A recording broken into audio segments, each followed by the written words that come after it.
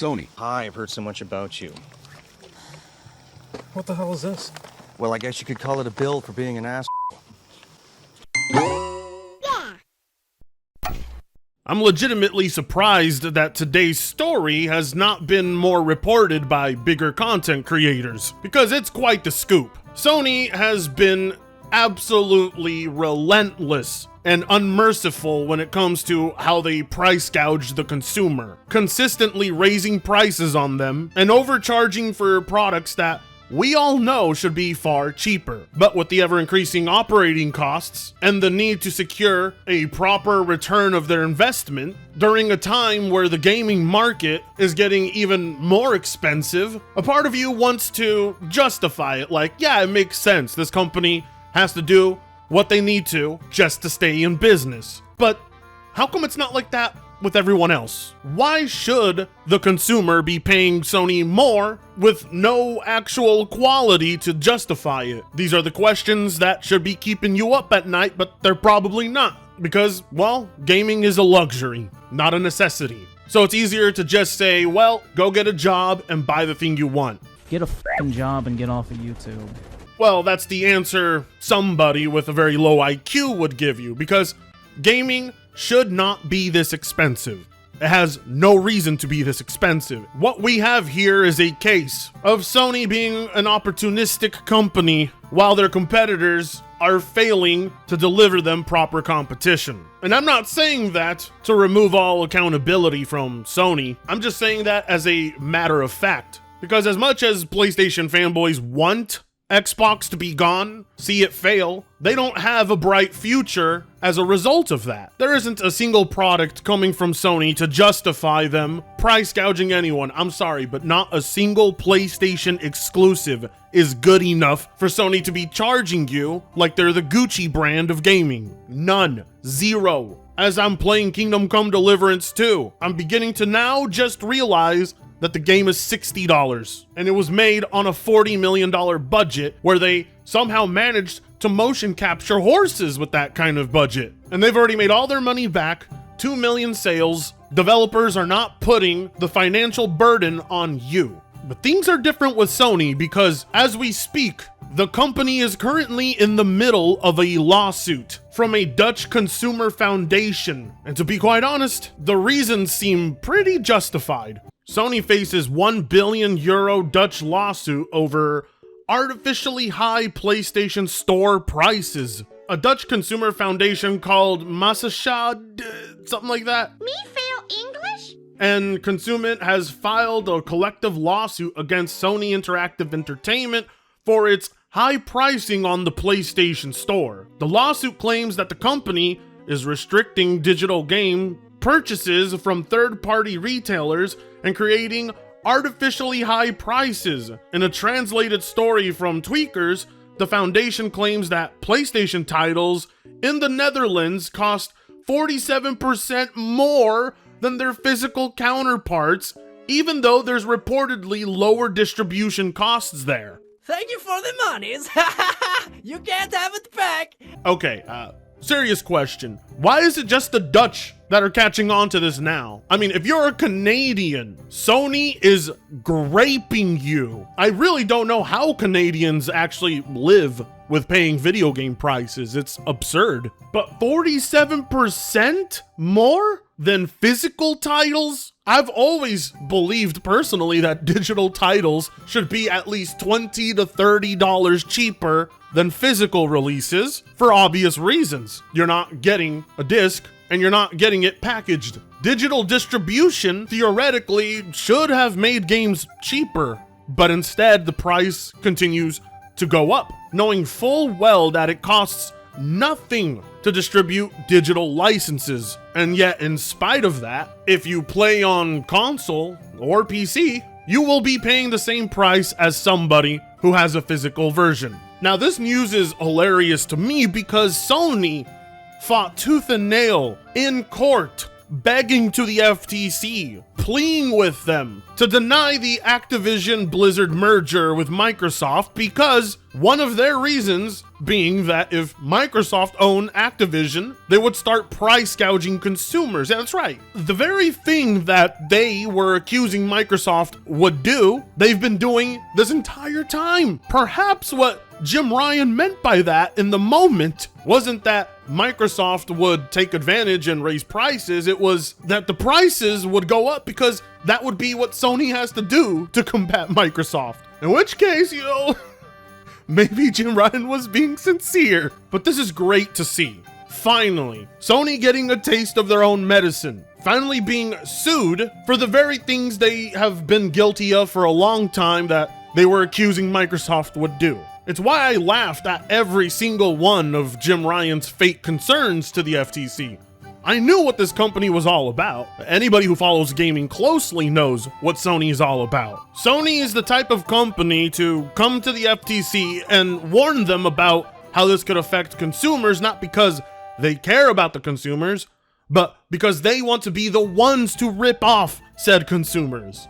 In all fairness, that's what every company wishes for.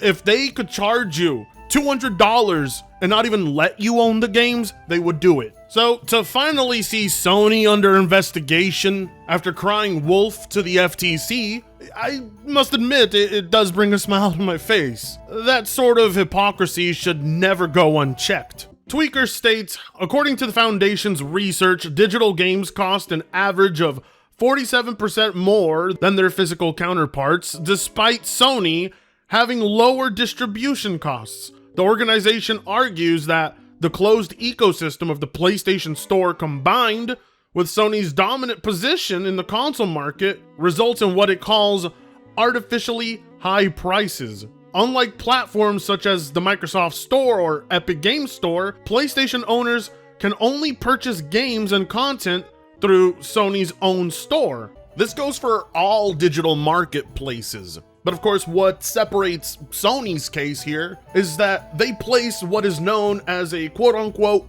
Sony tax on those digital products. When you play on PlayStation, Sony expects you to pay more because they are the #1 brand, and you're not going to be able to shop anywhere else. For instance, on the PlayStation Store as we speak, Call of Duty Ghosts Gold Edition is still sitting at $60, while the Hardened Edition is still a full $100. This game's price is inflated. We go over to Steam, the same thing. We go over to Xbox, the same thing. However, there is one thing that does separate all these marketplaces. While yes, you are able to purchase some PS5 digital keys on CD keys, which is, a mixed bag or sometimes not available at all, you cannot purchase PS5 digital titles on any other marketplace, solely the PlayStation Store. If you want to go to Amazon and purchase a digital copy of KCD2, you won't be able to.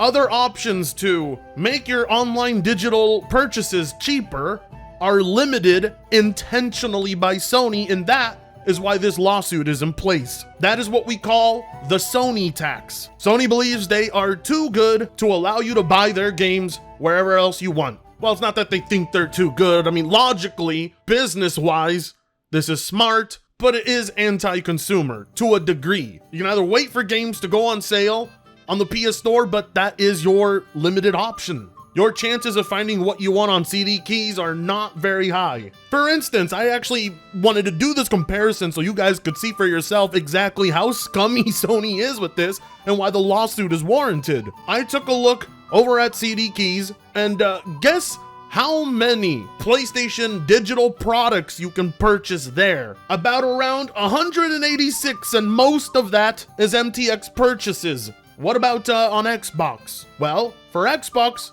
there's over 4,843 options. A staggering difference. Even Nintendo has more. Sony truly is anti-consumer. They want the top dollar for all digital products related to the PS5. Completely removing this option from consumers is what has allowed Sony to essentially jack up prices on their own storefront, because what are you gonna do about it? Well, evidently enough, people have been trying many things This is not the first lawsuit Sony has faced, and I'm pretty sure it won't be the last where they reach a settlement. This doesn't ensure fair competition, and in return, that does affect consumers, which, like I said, is hilarious. Because everything Sony is doing right now is what they warned the FTC Microsoft would do after they acquired ABK, but instead, Microsoft acquired ABK, kept COD multi-platform, and they didn't lock it solely to their marketplace. You can still buy COD digitally for the Xbox on Amazon, but you know what you can't do? You can't buy COD digitally for the PS5 elsewhere. And I question, why is that? Because this is Microsoft's intellectual property, and Sony still gets to dictate where you buy it. I wouldn't go as far as to calling Microsoft Pro consumer, but they do give the player as many options as possible because maybe going third party ain't so bad. Then again, Sony's greed has no bounds. I don't know if this is the result of struggling to get a return on their investments, or if it's because they're number one and they just can. At this point, Sony is desperate to solely keep content purchases on their storefront, and they throw their weight around trying to prevent competition from competing. There's a strong case here. Whether they win or not, I don't know, but it would be good for digital consumer rights. It's a lot more limited for consoles, but even Xbox and Nintendo let you digitally purchase elsewhere. But again, Sony doesn't believe you should be allowed to do that. And then they have the audacity to point the finger at their competitors who aren't even competing against them. Maybe the number one brand, but they're also the number one in anti-consumer practices. The good news for you, however, is if you've made any digital purchases on the PS5 store, you can join the collective claim for free. So if you want to be a part of this lawsuit against Sony, it ain't gonna cost you anything, and you might end up making a change for the better. Because trust me, right now, the way Sony is with their PS Store and PS Plus service, you are getting heavily screwed over. For the love of God, one of the offers on their PS Plus quote-unquote free games is Dragon Age the Veilguard. Hey, come on. Soy games for the soy station. This company hates their consumers. Oh my God, they absolutely despise you. What we have here is Sony having a monopoly over digital titles, a single place for their consumer base to purchase them. I mean, I guess to a degree you could understand if they were doing this with just their own first-party studio games, but they do this with multi-plats as well. And when you do that, you are indeed trying to monopolize digital purchases of games for your console. Which of course is insane because the entire time the FTC was listening to Sony's complaints, it was actually Sony themselves they should have been concerned about. It is indeed anti-competitive. But hey, like I said, you can sign up, make your claim, and hopefully make a change for the better. With that being said, like, comment, share, and subscribe if you so choose to. Please stop spamming me with Xbox better. Enough is enough. And stop saying I'm a VTuber. You promise to stop doing this, and I'll see you in the next video. Fritonga sucks ass.